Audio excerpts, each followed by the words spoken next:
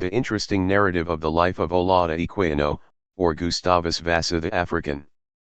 I believe it is difficult for those who publish their own memoirs to escape the imputation of vanity, nor is this the only disadvantage under which they labor. It is also their misfortune, that what is uncommon is rarely, if ever, believed, and what is obvious we are apt to turn from with disgust, and to charge the writer with impertinence. People generally think those memoirs only worthy to be read or remembered which abound in great or striking events, those, in short, which in a high degree excite either admiration or pity, all others they consign to contempt and oblivion. It is therefore, I confess, not a little hazardous in a private and obscure individual, and a stranger too, thus to solicit the indulgent attention of the public, especially when I own I offer here the history of neither a saint, a hero, nor a tyrant. I believe there are few events in my life, which have not happened to many. It is true the incidents of it are numerous, and, did I consider myself an European, I might say my sufferings were great, but when I compare my lot with that of most of my countrymen, I regard myself as a particular favorite of heaven, and acknowledge the mercies of Providence in every occurrence of my life. If then the following narrative does not appear sufficiently interesting to engage general attention, let my motive be some excuse for its publication. I am not so foolishly vain as to expect from it either immortality or literary reputation. If it affords any satisfaction to my numerous friends, at whose request it has been written, or in the smallest degree promotes the interests of humanity, the ends for which it was undertaken will be fully attained, and every wish of my heart gratified. Let it therefore be remembered, that, in wishing to avoid censure, I do not aspire to praise. That part of Africa, known by the name of Guinea, to which the trade for slaves is carried on, extends along the coast above 3,400 miles, from the Senegal to Angola, and includes a variety of kingdoms. Of these the most considerable is the kingdom of Benin, both as to extent and wealth, the richness and cultivation of the soil, the power of its king, and the number and warlike disposition of the inhabitants. It is situated nearly under the line, and extends along the coast about 170 miles, but runs back into the interior part of Africa to a distance hitherto I believe unexplored by any traveler, and seems only terminated at length by the empire of Abyssinia, near 1,500 miles from its beginning. This kingdom is divided into many provinces or districts, in one of the most remote and fertile of which, called Ebo, I was born, in the year 1745, in a charming fruitful vale, named Eseka.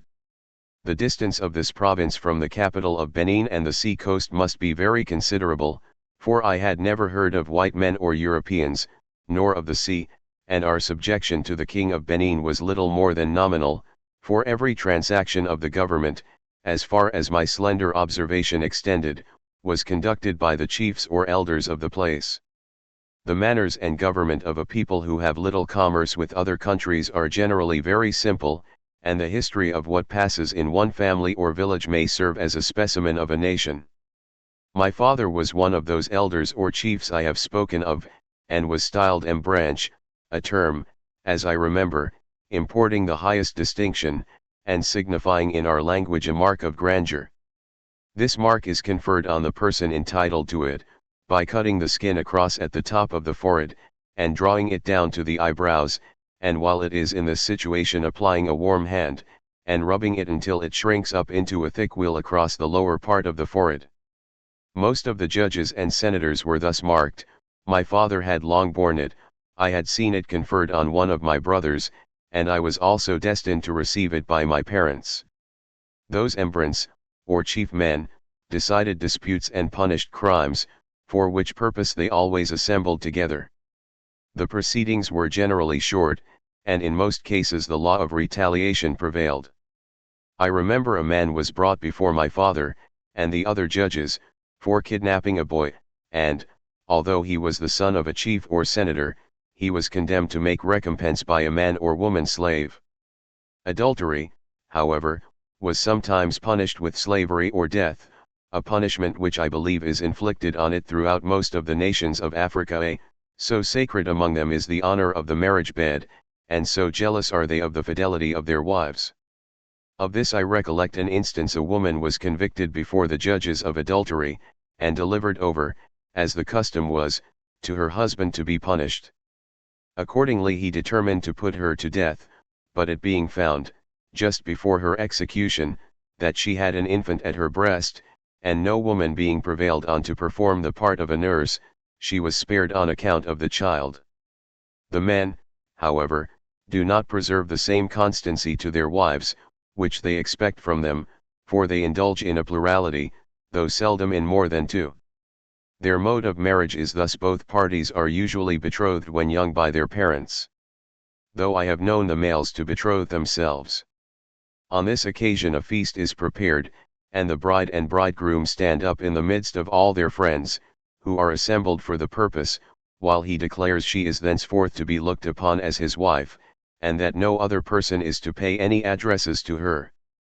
This is also immediately proclaimed in the vicinity, on which the bride retires from the assembly.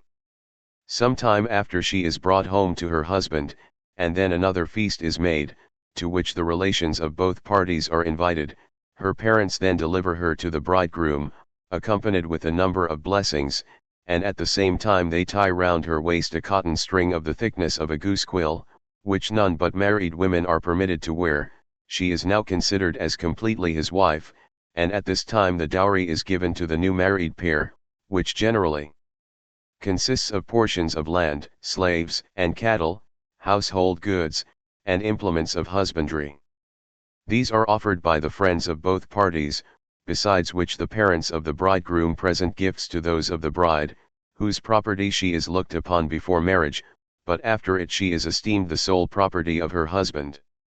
The ceremony being now ended, the festival begins, which is celebrated with bonfires, and loud acclamations of joy, accompanied with music and dancing. We are almost a nation of dancers, musicians, and poets. Thus every great event, such as a triumphant return from battle, or other cause of public rejoicing, is celebrated in public dances, which are accompanied with songs and music suited to the occasion. The assembly is separated into 4 divisions, which dance either apart or in succession, and each with a character peculiar to itself. The first division contains the married men, who in their dances frequently exhibit feats of arms, and the representation of a battle.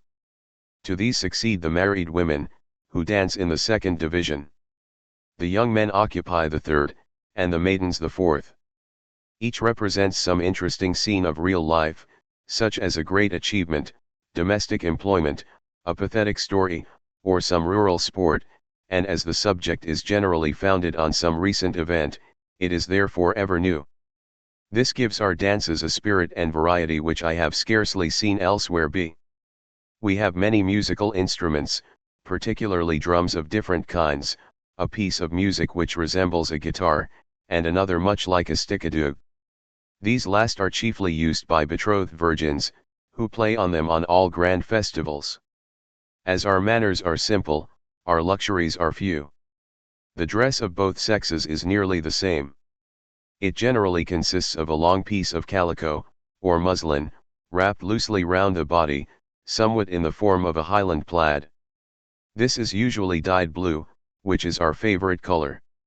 It is extracted from a berry, and is brighter and richer than any I have seen in Europe. Besides this, our women of distinction wear golden ornaments, which they dispose with some profusion on their arms and legs. When our women are not employed with the men in tillage, their usual occupation is spinning and weaving cotton, which they afterwards dye, and make it into garments. They also manufacture earthen vessels, of which we have many kinds. Among the rest tobacco pipes, made after the same fashion, and used in the same manner, as those in Turkey. Our manner of living is entirely plain, for as yet the natives are unacquainted with those refinements in cookery which debauch the taste. Bullocks, goats, and poultry supply the greatest part of their food. These constitute likewise the principal wealth of the country, and the chief articles of its commerce. The flesh is usually stewed in a pan. To make it savory we sometimes use also pepper, and other spices, and we have salt made of wood ashes. Our vegetables are mostly plantains, etas, yams, beans, and Indian corn. The head of the family usually eats alone, his wives and slaves have also their separate tables. Before we taste food we always wash our hands, indeed our cleanliness on all occasions is extreme, but on this it is an indispensable ceremony. After washing, libation is made, by pouring out a small portion of the food, in a certain place, for the spirits of departed relations, which the natives suppose to preside over their conduct, and guard them from evil. They are totally unacquainted with strong or spirit-use liqueurs, and their principal beverage is palm wine. This is gotten from a tree of that name by tapping it at the top, and fastening a large gourd to it, and sometimes one tree will yield 3 or 4 gallons in a night. When just drawn it is of a most delicious sweetness, but in a few days it acquires a tartish and more spirit-use flavor, though I never saw anyone intoxicated by it. The same tree also produces nuts and oil. Our principal luxury is in perfumes.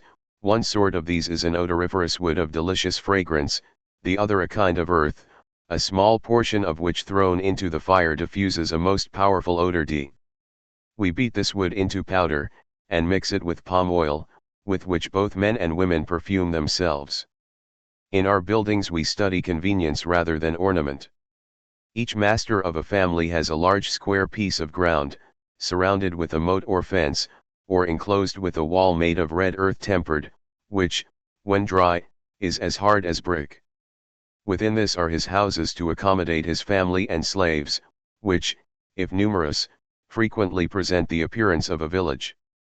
In the middle stands the principal building, appropriated to the sole use of the master, and consisting of 2 apartments, in one of which he sits in the day with his family, the other is left apart for the reception of his friends. He has besides these a distinct apartment in which he sleeps, together with his male children. On each side are the apartments of his wives, who have also their separate day and night houses. The habitations of the slaves and their families are distributed throughout the rest of the enclosure. These houses never exceed 1 story in height, they are always built of wood, or stakes driven into the ground, crossed with wattles, and neatly plastered within, and without. The roof is thatched with reeds.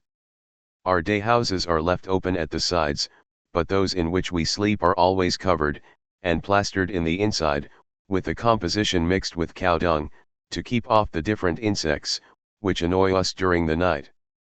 The walls and floors also of these are generally covered with mats. Our beds consist of a platform, raised 3 or 4 feet from the ground, on which are laid skins, and different parts of a spungy tree called plantain. Our covering is calico or muslin, the same as our dress. The usual seats are a few logs of wood, but we have benches, which are generally perfumed, to accommodate strangers. These compose the greater part of our household furniture. Houses so constructed and furnished require but little skill to erect them. Every man is a sufficient architect for the purpose. The whole neighborhood afford their unanimous assistance in building them and in return receive, and expect no other recompense than a feast. As we live in a country where nature is prodigal of her favors, our wants are few and easily supplied. Of course we have few manufactures. They consist for the most part of calicoes, earthenware, ornaments, and instruments of war and husbandry. But these make no part of our commerce, the principal articles of which, as I have observed, are provisions. In such a state money is of little use, however we have some small pieces of coin, if I may call them such. They are made something like an anchor, but I do not remember either their value or denomination. We have also markets, at which I have been frequently with my mother. These are sometimes visited by stout mahogany-colored men from the southwest of us. We call them Oebo, which term signifies red men living at a distance. They generally bring us firearms, gunpowder, hats, beads, and dried fish. The last we esteemed a great rarity, as our waters were only brooks and springs. These articles they barter with us for odoriferous woods and earth, and our salt of wood ashes. They always carry slaves through our land, but the strictest account is exacted of their manner of procuring them before they are suffered to pass. Sometimes indeed we sold slaves to them, but they were only prisoners of war, or such among us as had been convicted of kidnapping, or adultery, and some other crimes, which we esteemed heinous. This practice of kidnapping induces me to think, that, notwithstanding all our strictness, their principal business among us was to trepan our people.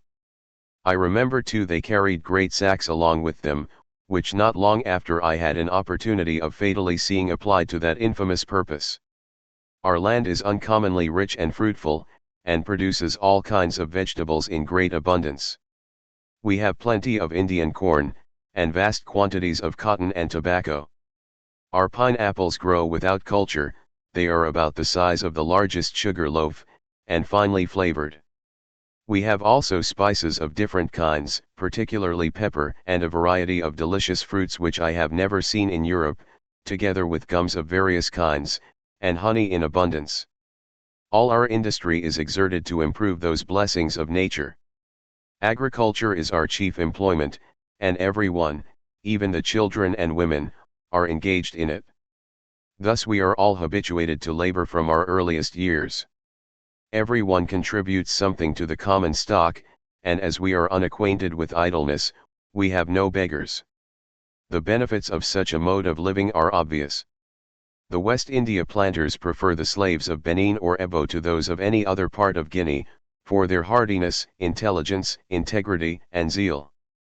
Those benefits are felt by us in the general healthiness of the people, and in their vigor and activity, I might have added too in their comeliness. Deformity is indeed unknown amongst us, I mean that of shape. Numbers of the natives of Ebo now in London might be brought in support of this assertion, for, in regard to complexion, ideas of beauty are wholly relative. I remember while in Africa to have seen 3 Negro children, who were tawny, and another quite white, who were universally regarded by myself, and the natives in general, as far as related to their complexions, as deformed. Our women too were in my eyes at least uncommonly graceful, alert, and modest to a degree of bashfulness, nor do I remember to have ever heard of an instance of incontinence amongst them before marriage. They are also remarkably cheerful. Indeed, cheerfulness and affability are 2 of the leading characteristics of our nation. Our tillage is exercised in a large plain or common, some hours' walk from our dwellings, and all the neighbors resort thither in a body. They use no beasts of husbandry, and their only instruments are hoes, axes, shovels, and beaks, or pointed iron to dig with. Sometimes we are visited by locusts, which come in large clouds, so as to darken the air, and destroy our harvest. This however happens rarely, but when it does, a famine is produced by it. I remember an instance or 2 wherein this happened. This common is often the theatre of war, and therefore when our people go out to till their land, they not only go in a body, but generally take their arms with them for fear of a surprise, and when they apprehend an invasion they guard the avenues to their dwellings, by driving sticks into the ground, which are so sharp at one end as to pierce the foot, and are generally dipped in poison. From what I can recollect of these battles, they appear to have been eruptions of one little state or district on the other, to obtain prisoners or booty. Perhaps they were incited to this by those traders who brought the European goods I mentioned amongst us.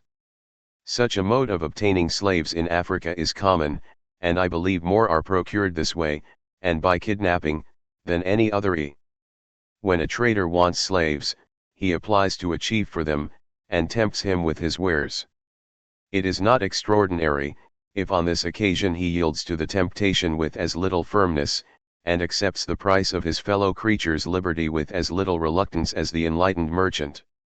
Accordingly he falls on his neighbors, and a desperate battle ensues.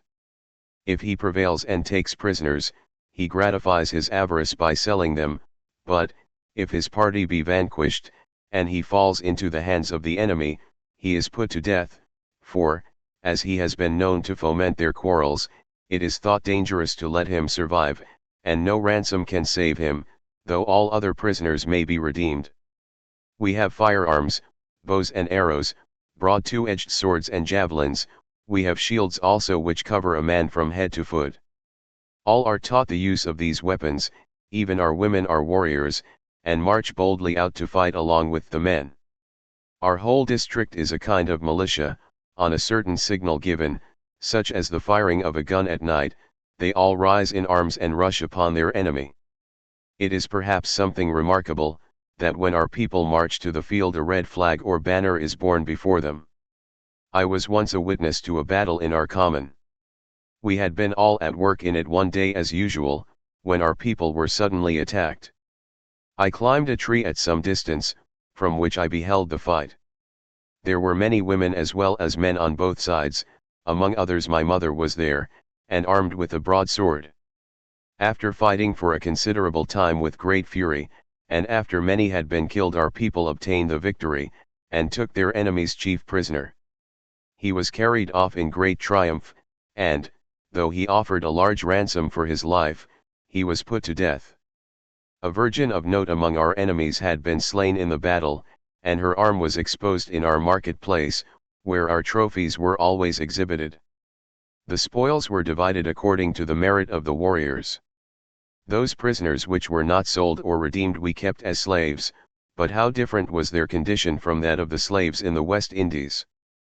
With us they do no more work than other members of the community, even their masters, their food, clothing, and lodging were nearly the same as theirs, except that they were not permitted to eat with those who were freeborn, and there was scarce any other difference between them, than a superior degree of importance which the head of a family possesses in our state, and that authority which, as such, he exercises over every part of his household.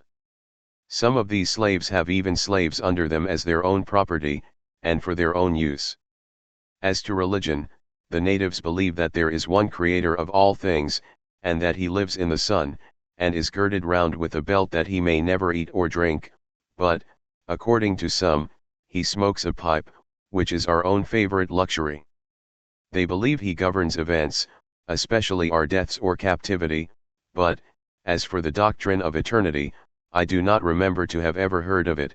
Some however believe in the transmigration of souls in a certain degree.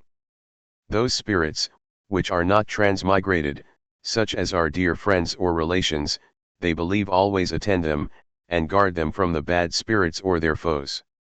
For this reason they always before eating, as I have observed, put some small portion of the meat, and pour some of their drink, on the ground for them, and they often make oblations of the blood of beasts or fowls at their graves. I was very fond of my mother, and almost constantly with her. When she went to make these oblations at her mother's tomb, which was a kind of small solitary thatched house, I sometimes attended her. There she made her libations, and spent most of the night in cries and lamentations. I have been often extremely terrified on these occasions. The loneliness of the place, the darkness of the night, and the ceremony of libation, naturally awful and gloomy, were heightened by my mother's lamentations, and these, concurring with the cries of doleful birds, by which these places were frequented, gave an inexpressible terror to the scene. We compute the year from the day on which the sun crosses the line, and on its setting that evening there is a general shout throughout the land. At least I can speak from my own knowledge throughout our vicinity.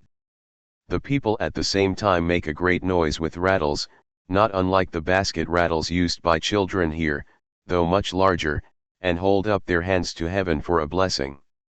It is then the greatest offerings are made, and those children whom our wise Menfordle will be fortunate are then presented to different people. I remember many used to come to see me, and I was carried about to others for that purpose. They have many offerings, particularly at full moons, generally 2 at harvest before the fruits are taken out of the ground, and when any young animals are killed, sometimes they offer up part of them as a sacrifice. These offerings, when made by one of the heads of a family, serve for the whole. I remember we often had them at my father's and my uncle's, and their families have been present. Some of our offerings are eaten with bitter herbs. We had a saying among us to any one of a cross temper, that if they were to be eaten, they should be eaten with bitter herbs. We practiced circumcision like the Jews, and made offerings and feasts on that occasion in the same manner as they did. Like them also, our children were named from some event, some circumstance, or fancied foreboding at the time of their birth. I was named Olaudah, which, in our language, signifies vicissitude, or fortune also, one favored, and having a loud voice and well spoken.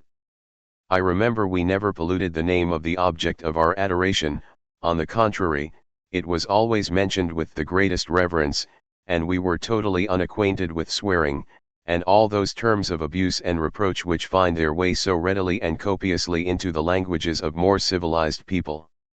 The only expressions of that kind I remember were "may you rot," or "may you swell," or "may a beast take you." I have before remarked that the natives of this part of Africa are extremely cleanly. This necessary habit of decency was with us a part of religion, and therefore we had many purifications and washings, indeed almost as many, and used on the same occasions, if my recollection does not fail me, as the Jews. Those that touched the dead at any time were obliged to wash and purify themselves before they could enter a dwelling house. Every woman too, at certain times, was forbidden to come into a dwelling house, or touch any person, or anything we ate. I was so fond of my mother I could not keep from her, or avoid touching her at some of those periods, in consequence of which I was obliged to be kept out with her, in a little house made for that purpose, till offering was made, and then we were purified. Though we had no places of public worship, we had priests and magicians, or wise men. I do not remember whether they had different offices, or whether they were united in the same persons, but they were held in great reverence by the people. They calculated our time, and foretold events, as their name imported, for we called them Agafo, which signifies calculators or yearly men, our year being called Agafo. They wore their beards, and when they died they were succeeded by their sons. Most of their implements and things of value were interred along with them. Pipes and tobacco were also put into the grave with the corpse, which was always perfumed and ornamented, and animals were offered in sacrifice to them. None accompanied their funerals but those of the same profession or tribe. These buried them after sunset, and always returned from the grave by a different way from that which they went. These magicians were also our doctors or physicians.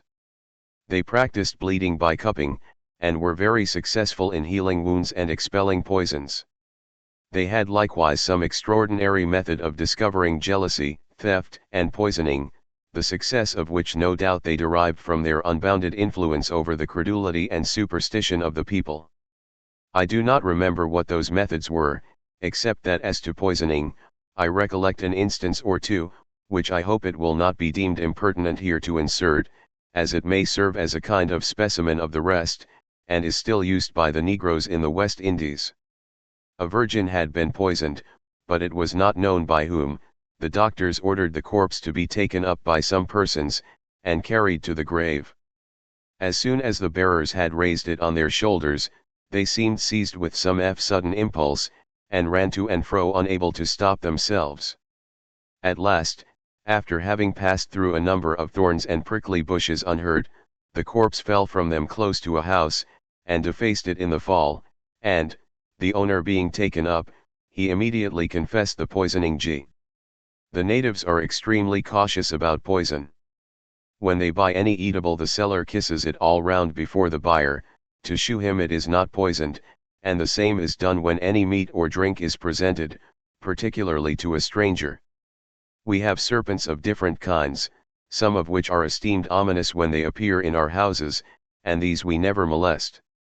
I remember 2 of those ominous snakes, each of which was as thick as the calf of a man's leg, and in color resembling a dolphin in the water, crept at different times into my mother's night house, where I always lay with her, and coiled themselves into folds, and each time they crowed like a cock. I was desired by some of our wise men to touch these, that I might be interested in the good omens, which I did, for they were quite harmless, and would tamely suffer themselves to be handled, and then they were put into a large open earthen pen, and set on one side of the highway. Some of our snakes, however, were poisonous. One of them crossed the road one day when I was standing on it, and passed between my feet without offering to touch me, to the great surprise of many who saw it, and these incidents were accounted by the wise men, and therefore by my mother and the rest of the people, as remarkable omens in my favor.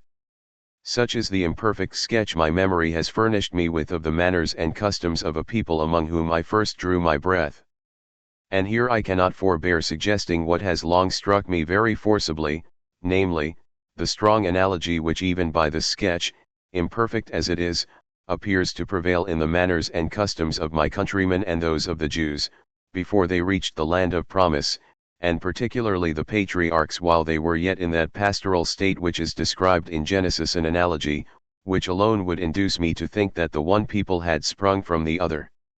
Indeed, this is the opinion of Dr. Gill, who, in his commentary on Genesis, very ably deduces the pedigree of the Africans from Aphor and Ephra, the descendants of Abraham by Keturah his wife and concubine, for both these titles are applied to her. It is also conformable to the sentiments of Dr. John Clarke, formerly Dean of Sarum, in his Truth of the Christian Religion. Both these authors concur in ascribing to us this original. The reasonings of these gentlemen are still further confirmed by the scripture chronology, and if any further corroboration were required, this resemblance in so many respects is a strong evidence in support of the opinion. Like the Israelites in their primitive state, our government was conducted by our chiefs or judges, our wise men and elders, and the head of a family with us enjoyed a similar authority over his household with that which is ascribed to Abraham and the other patriarchs. The law of retaliation obtained almost universally with us as with them, and even their religion appeared to have shed upon us a ray of its glory, though broken and spent in its passage, or eclipsed by the cloud with which time, tradition, and ignorance might have enveloped it. For we had our circumcision, a rule I believe peculiar to that people. We had also our sacrifices and burnt offerings, our washings and purifications, on the same occasions as they had. As to the difference of color between the Ebuin Africans and the modern Jews, I shall not presume to account for it. It is a subject which has engaged the pens of men of both genius and learning, and is far above my strength. The most able and Reverend Mr. T. Clarkson, however, in his much admired essay on the slavery and commerce of the human species, has ascertained the cause, in a manner that at once solves every objection on that account, and, on my mind at least, has produced the fullest conviction. I shall therefore refer to that performance for the theory contenting myself with extracting a fact as related by Dr. Mitchell I. The Spaniards, who have inhabited America, under the torrid zone, for any time, are become as dark-colored as our native Indians of Virginia, of which I myself have been a witness. There is also another instance of a Portuguese settlement at Maitamba, a river in Sierra Leone, where the inhabitants are bred from a mixture of the first Portuguese discoverers with the natives, and are now become in their complexion, and in the woolly quality of their hair, perfect Negroes, retaining however a smattering of the Portuguese language. These instances, and a great many more which might be adduced, while they shew how the complexions of the same persons vary in different climates, it is hoped may tend also to remove the prejudice that some conceive against the natives of Africa on account of their color. Surely the minds of the Spaniards did not change with their complexions. Are there not causes enough to which the apparent inferiority of an African may be ascribed, without limiting the goodness of God, and supposing he forbore to stamp understanding on certainly his own image, because carved in ebony? Might it not naturally be ascribed to their situation? When they come among Europeans, they are ignorant of their language, religion, manners, and customs. Are any pains taken to teach them these? Are they treated as men? Does not slavery itself depress the mind, and extinguish all its fire and every noble sentiment? But, above all, what advantages do not a refined people possess over those who are rude and uncultivated? Let the polished and haughty European recollect that his ancestors were once, like the Africans, uncivilized, and even barbarous. Did nature make them inferior to their sons? And should they too have been made slaves? Every rational mind answers, no. Let such reflections as these melt the pride of their superiority into sympathy for the wants and miseries of their sable brethren, and compel them to acknowledge, that understanding is not confined to feature or color. If, when they look round the world, they feel exultation, let it be tempered with benevolence to others, and gratitude to God, who hath made of one blood all nations of men for to dwell on all the face of the earth and whose wisdom is not our wisdom, neither are our ways his ways. Chap 2. I hope the reader will not think I have trespassed on his patience in introducing myself to him with some account of the manners and customs of my country. They had been implanted in me with great care, and made an impression on my mind, which time could not erase, and which all the adversity and variety of fortune I have since experienced served only to rivet and record, for, whether the love of one's country be real or imaginary, or a lesson of reason, or an instinct of nature, I still look back with pleasure on the first scenes of my life, though that pleasure has been for the most part mingled with sorrow. I have already acquainted the reader with the time and place of my birth. My father, besides many slaves, had a numerous family, of which 7 lived to grow up, including myself and a sister, who was the only daughter. As I was the youngest of the sons, I became, of course, the greatest favorite with my mother, and was always with her, and she used to take particular pains to form my mind. I was trained up from my earliest years in the art of war, my daily exercise was shooting and throwing javelins, and my mother adorned me with emblems, after the manner of our greatest warriors. In this way I grew up till I was turned the age of 11, when an end was put to my happiness in the following manner. Generally when the grown people in the neighborhood were gone far in the fields to labor, the children assembled together in some of the neighbors' premises to play, and commonly some of us used to get up a tree to look out for any assailant, or kidnapper, that might come upon us, for they sometimes took those opportunities of our parents' absence to attack and carry off as many as they could seize. One day, as I was watching at the top of a tree in our yard, I saw one of those people come into the yard of our next neighbor but one, to kidnap, there being many stout young people in it. Immediately on this I gave the alarm of the rogue, and he was surrounded by the stoutest of them, who entangled him with cords, so that he could not escape till some of the grown people came and secured him. But alas! Ere long it was my fate to be thus attacked, and to be carried off, when none of the grown people were nigh. One day, when all our people were gone out to their works as usual, and only I and my dear sister were left to mind the house, 2 men and a woman got over our walls, and in a moment seized us both, and, without giving us time to cry out, or make resistance, they stopped our mouths, and ran off with us into the nearest wood. Here they tied our hands, and continued to carry us as far as they could, till night came on, when we reached a small house, where the robbers halted for refreshment, and spent the night. We were then unbound, but were unable to take any food, and, being quite overpowered by fatigue and grief, our only relief was some sleep, which allayed our misfortune for a short time. The next morning we left the house, and continued traveling all the day. For a long time we had kept the woods, but at last we came into a road which I believed I knew. I had now some hopes of being delivered, for we had advanced but a little way before I discovered some people at a distance, on which I began to cry out for their assistance, but my cries had no other effect than to make them tie me faster and stop my mouth, and then they put me into a large sack. They also stopped my sister's mouth, and tied her hands, and in this manner we proceeded till we were out of the sight of these people. When we went to rest the following night they offered us some victuals, but we refused it, and the only comfort we had was in being in one another's arms all that night, and bathing each other with our tears. But alas! We were soon deprived of even the small comfort of weeping together. The next day proved a day of greater sorrow than I had yet experienced, for my sister and I were then separated, while we lay clasped in each other's arms. It was in vain that we besought them not to part us, she was torn from me, and immediately carried away, while I was left in a state of distraction not to be described. I cried and grieved continually, and for several days I did not eat anything but what they forced into my mouth. At length, after many days traveling, during which I had often changed masters, I got into the hands of a chieftain, in a very pleasant country. This man had 2 wives and some children, and they all used me extremely well, and did all they could to comfort me, particularly the first wife, who was something like my mother. Although I was a great many days' journey from my father's house, yet these people spoke exactly the same language with us. This first master of mine, as I may call him, was a smith, and my principal employment was working his bellows, which were the same kind as I had seen in my vicinity.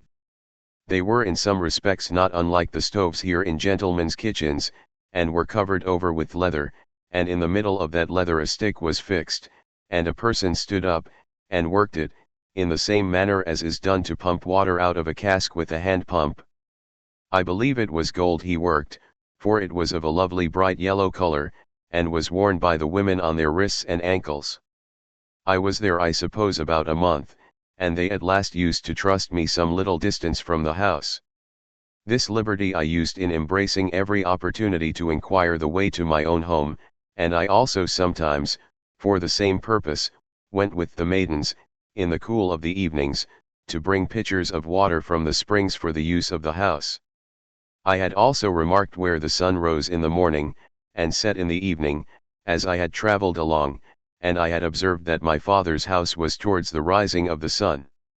I therefore determined to seize the first opportunity of making my escape, and to shape my course for that quarter, for I was quite oppressed and weighed down by grief after my mother and friends, and my love of liberty, ever great, was strengthened by the mortifying circumstance of not daring to eat with the freeborn children, although I was mostly their companion.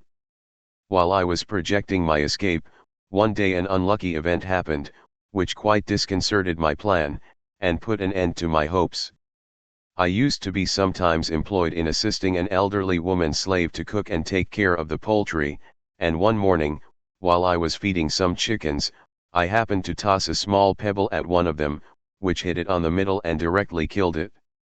The old slave, having soon after missed the chicken, inquired after it, and on my relating the accident, for I told her the truth, because my mother would never suffer me to tell a lie, she flew into a violent passion, threatened that I should suffer for it, and, my master being out, she immediately went and told her mistress what I had done.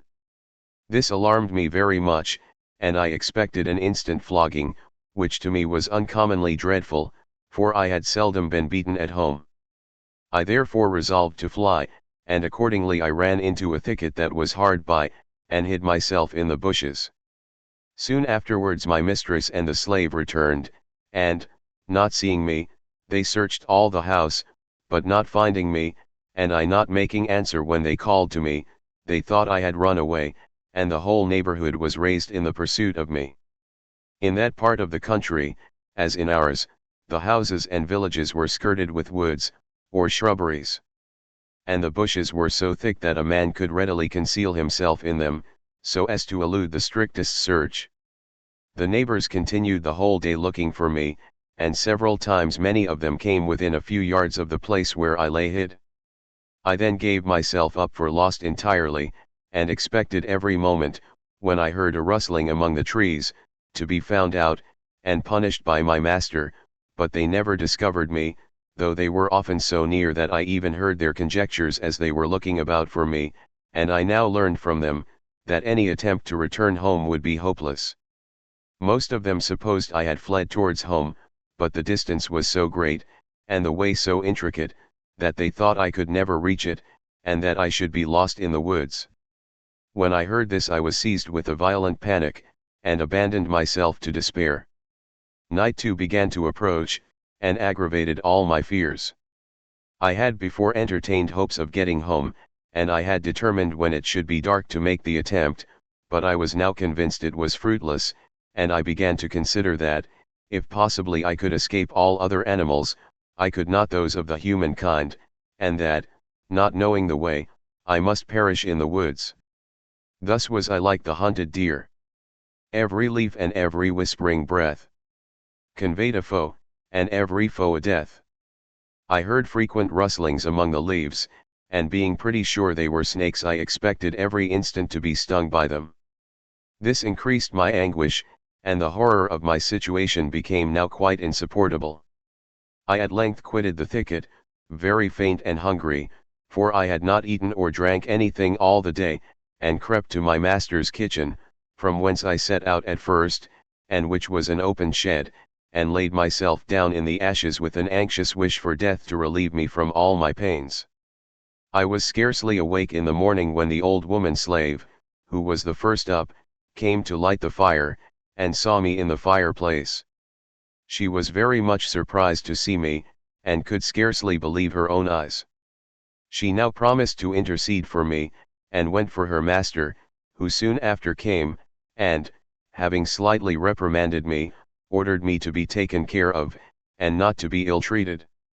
Soon after this my master's only daughter, and child by his first wife, sickened and died, which affected him so much that for some time he was almost frantic, and really would have killed himself, had he not been watched and prevented. However, in a small time afterwards he recovered, and I was again sold. I was now carried to the left of the sun's rising, through many different countries, and a number of large woods. The people I was sold to used to carry me very often, when I was tired, either on their shoulders or on their backs. I saw many convenient well-built sheds along the roads, at proper distances, to accommodate the merchants and travelers, who lay in those buildings along with their wives, who often accompany them, and they always go well armed. From the time I left my own nation I always found somebody that understood me till I came to the sea coast. The languages of different nations did not totally differ, nor were they so copious as those of the Europeans, particularly the English. They were therefore easily learned, and, while I was journeying thus through Africa, I acquired 2 or 3 different tongues. In this manner I had been traveling for a considerable time, when one evening, to my great surprise, whom should I see brought to the house where I was but my dear sister. As soon as she saw me she gave a loud shriek, and ran into my arms. I was quite overpowered, neither of us could speak, but, for a considerable time, clung to each other in mutual embraces, unable to do anything but weep. Our meeting affected all who saw us, and indeed I must acknowledge, in honor of those sable destroyers of human rights, that I never met with any ill treatment, or saw any offered to their slaves, except tying them, when necessary, to keep them from running away. When these people knew we were brother and sister they indulged us together, and the man, to whom I supposed we belonged, lay with us, he in the middle, while she and I held one another by the hands across his breast all night, and thus for a while we forgot our misfortunes in the joy of being together, but even this small comfort was soon to have an end, for scarcely had the fatal morning appeared, when she was again torn from me forever. I was now more miserable, if possible, than before.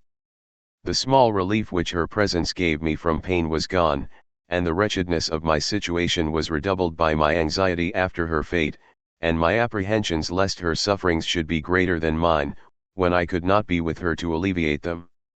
Yes, thou dear partner of all my childish sports! Thou sharer of my joys and sorrows! Happy should I have ever esteemed myself to encounter every misery for you, and to procure your freedom by the sacrifice of my own. Though you were early forced from my arms, your image has been always revet in my heart, from which neither time nor fortune have been able to remove it, so that, while the thoughts of your sufferings have damped my prosperity, they have mingled with adversity and increased its bitterness.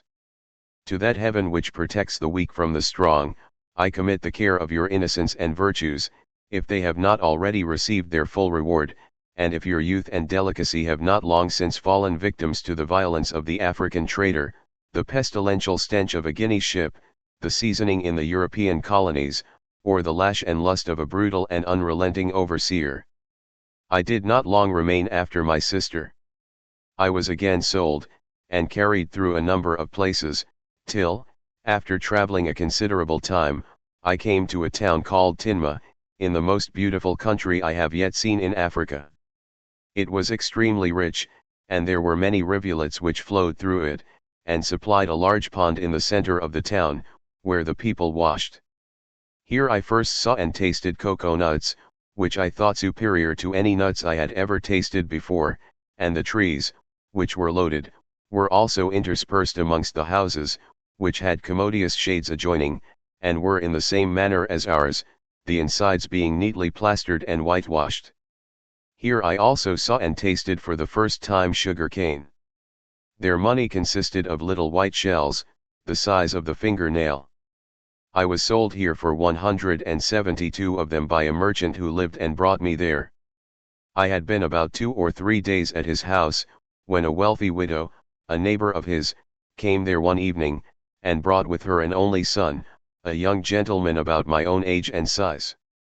Here they saw me, and, having taken a fancy to me, I was bought of the merchant, and went home with them. Her house and premises were situated close to one of those rivulets I have mentioned, and were the finest I ever saw in Africa. They were very extensive, and she had a number of slaves to attend her. The next day I was washed and perfumed, and when mealtime came I was led into the presence of my mistress, and ate and drank before her with her son.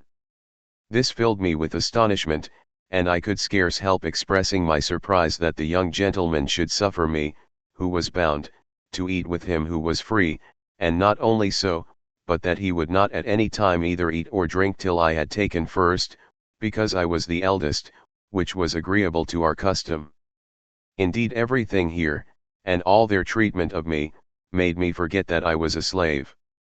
The language of these people resembled ours so nearly, that we understood each other perfectly. They had also the very same customs as we.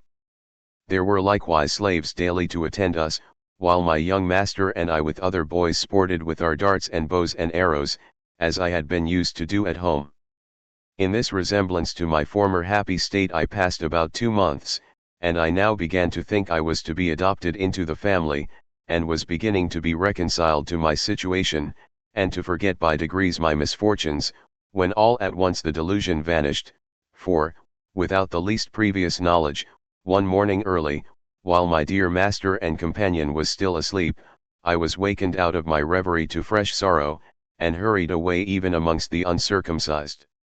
Thus, at the very moment I dreamed of the greatest happiness, I found myself most miserable, and it seemed as if fortune wished to give me this taste of joy, only to render the reverse more poignant.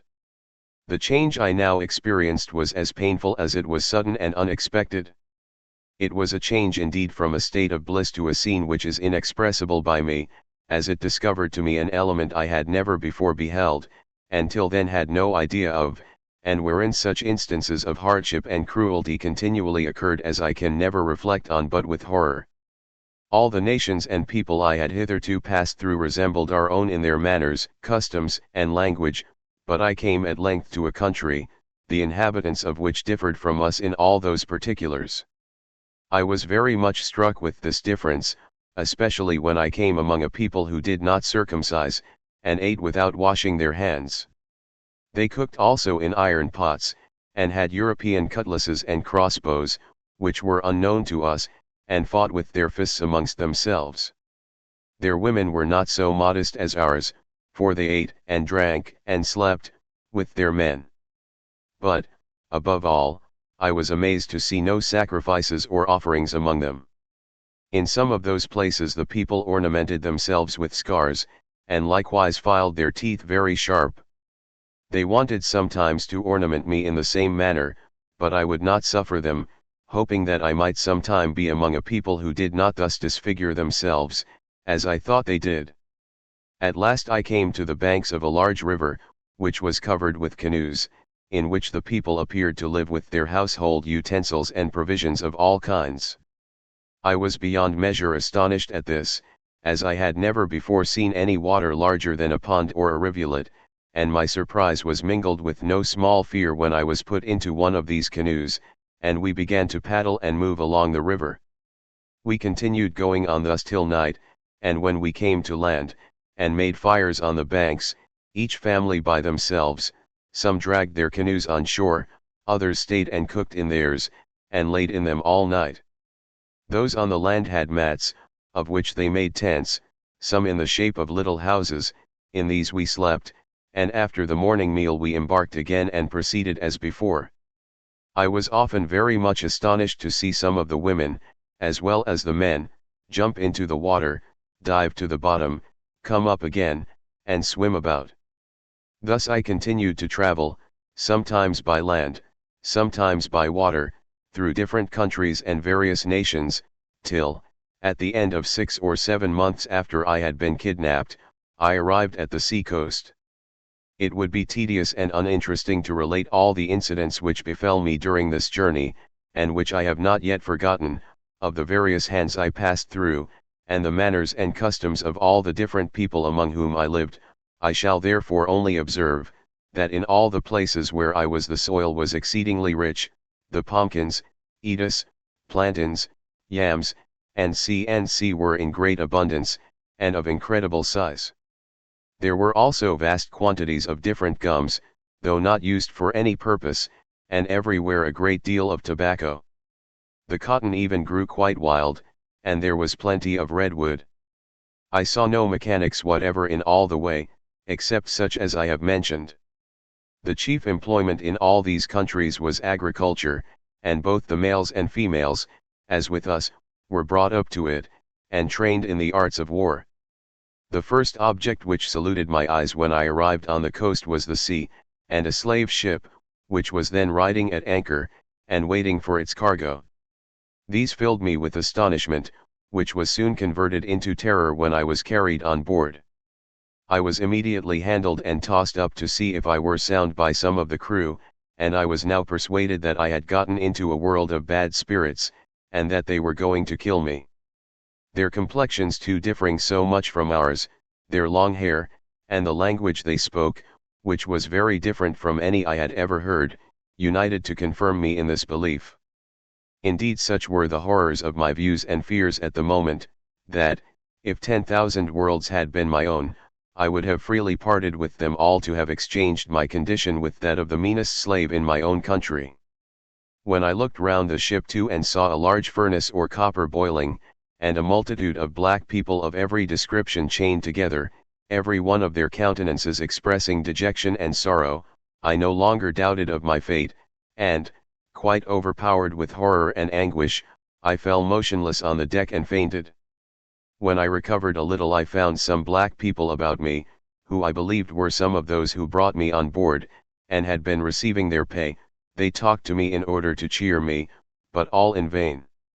I asked them if we were not to be eaten by those white men with horrible looks, red faces, and loose hair. They told me I was not, and one of the crew brought me a small portion of spirit-use liquor in a wine glass, but, being afraid of him, I would not take it out of his hand. One of the blacks therefore took it from him and gave it to me, and I took a little down my palate, which, instead of reviving me, as they thought it would, threw me into the greatest consternation at the strange feeling it produced, having never tasted any such liquor before. Soon after this the blacks who brought me on board went off, and left me abandoned to despair. I now saw myself deprived of all chance of returning to my native country, or even the least glimpse of hope of gaining the shore, which I now considered as friendly, and I even wished for my former slavery in preference to my present situation, which was filled with horrors of every kind, still heightened by my ignorance of what I was to undergo. I was not long suffered to indulge my grief. I was soon put down under the decks, and there I received such a salutation in my nostrils as I had never experienced in my life, so that, with the loathsomeness of the stench, and crying together, I became so sick and low that I was not able to eat, nor had I the least desire to taste anything.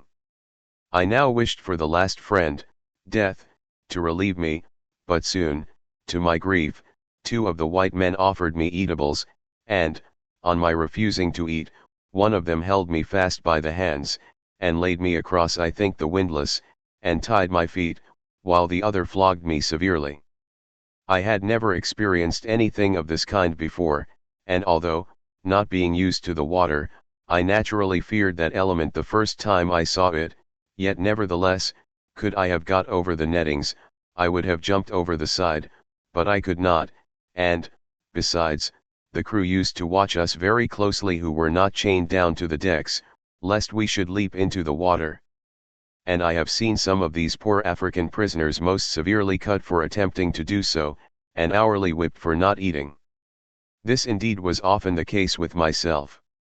In a little time after, amongst the poor chained men, I found some of my own nation, which in a small degree gave ease to my mind. I inquired of these what was to be done with us. They gave me to understand we were to be carried to these white people's country to work for them. I then was a little revived, and thought, if it were no worse than working, my situation was not so desperate, but still I feared I should be put to death. The white people looked and acted, as I thought, in so savage a manner, for I had never seen among any people such instances of brutal cruelty, and this not only shown towards us blacks, but also to some of the whites themselves.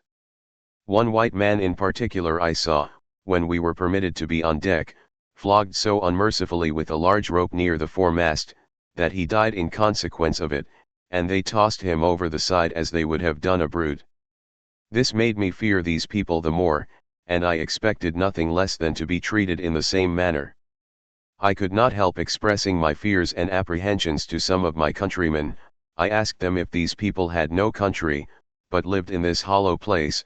The ship they told me they did not, but came from a distant one. Then, said I, how comes it in all our country we never heard of them? They told me because they lived so very far off. I then asked where were their women? Had they any like themselves? I was told they had, and why, said I, do we not see them? They answered, because they were left behind. I asked how the vessel could go. They told me they could not tell, but that there were cloths put upon the masts by the help of the ropes I saw, and then the vessel went on, and the white men had some spell or magic they put in the water when they liked in order to stop the vessel. I was exceedingly amazed at this account, and really thought they were spirits. I therefore wished much to be from amongst them, for I expected they would sacrifice me, but my wishes were vain, for we were so quartered that it was impossible for any of us to make our escape. While we stayed on the coast I was mostly on deck, and one day, to my great astonishment, I saw one of these vessels coming in with the sails up. As soon as the whites saw it, they gave a great shout, at which we were amazed, and the more so as the vessel appeared larger by approaching nearer. At last she came to an anchor in my sight, and when the anchor was let go I and my countrymen who saw it were lost in astonishment to observe the vessel stop, and were not convinced it was done by magic. Soon after this the other ship got her boats out, and they came on board of us, and the people of both ships seemed very glad to see each other. Several of the strangers also shook hands with us black people, and made motions with their hands, signifying I suppose we were to go to their country, but we did not understand them. At last, when the ship we were in had got in all her cargo, they made ready with many fearful noises, and we were all put under deck, so that we could not see how they managed the vessel. But this disappointment was the least of my sorrow. The stench of the hold while we were on the coast was so intolerably loathsome, that it was dangerous to remain there for any time. And some of us had been permitted to stay on the deck for the fresh air, but now that the whole ship's cargo were confined together, it became absolutely pestilential. The closeness of the place, and the heat of the climate, added to the number in the ship, which was so crowded that each had scarcely room to turn himself, almost suffocated us. This produced copious perspirations, so that the air soon became unfit for respiration, from a variety of loathsome smells, and brought on a sickness among the slaves, of which many died, thus falling victims to the improvident avarice, as I may call it, of their purchasers. This wretched situation was again aggravated by the galling of the chains, now become insupportable, and the filth of the necessary tubs, into which the children often fell, and were almost suffocated. The shrieks of the women, and the groans of the dying, rendered the whole a scene of horror almost inconceivable. Happily perhaps for myself I was soon reduced so low here that it was thought necessary to keep me almost always on deck, and from my extreme youth I was not put in fetters. In this situation I expected every hour to share the fate of my companions, some of whom were almost daily brought upon deck at the point of death, which I began to hope would soon put an end to my miseries.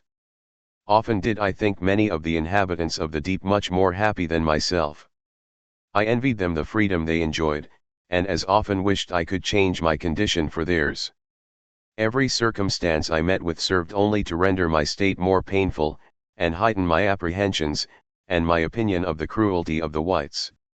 One day they had taken a number of fishes, and when they had killed and satisfied themselves with as many as they thought fit, to our astonishment who were on the deck, rather than give any of them to us to eat as we expected, they tossed the remaining fish into the sea again, although we begged and prayed for some as well as we could, but in vain, and some of my countrymen, being pressed by hunger, took an opportunity, when they thought no one saw them, of trying to get a little privately, but they were discovered, and the attempt procured them some very severe floggings.